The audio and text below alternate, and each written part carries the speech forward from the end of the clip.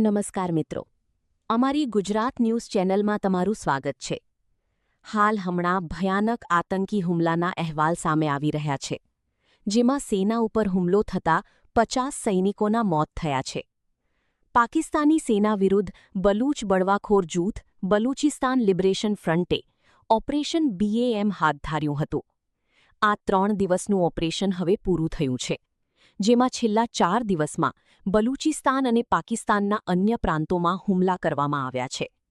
BLFએ દાવો કર્યો છે કે 9 જુલાઈથી 11 જુલાઈ સુધી તેણે પાકિસ્તાની સેનાના 70 ઠેકાણાઓ પર હુમલા કર્યા હતા, જેમાં પાકિસ્તાની સેનાના ઓછામાં ઓછા 50 સૈનિકો માર્યા ગયા અને 51થી વધુ ગંભીર રીતે ઘાયલ થયા હતા. તેમજ BLFએ પાકિસ્તાનની ગુપ્તચર એજન્સીઓ, મિલિટરી ઇન્ટેલિજન્સ, MI અને ISIના 9 એજન્ટને મારી નાખ્યા છે. BLFએ 72 કલાક સુધી ચાલેલા ઓપરેશન BAMમાં 24 ખનીજ વહન કરતા ટ્રક અને ગેસ ટેન્કરનો પણ નાશ કર્યો. આ સાથે 5થી વધુ સર્વેલન્સ ડ્રોન અને ક્વોડકોપ્ટરને તોડી પાડવામાં આવ્યા, જેનાથી પાકિસ્તાનની સર્વેલન્સ સિસ્ટમને નુકસાન થયું. BLF અનુસાર તેના 70 હુમલાઓમાંથી 30થી વધુ સીધા પાકિસ્તાની સેના અને સરહદ સુરક્ષા દળના કર્મચારીઓ પર કરવામાં આવ્યા હતા. તો મિત્રો, આજ માટે આટલું.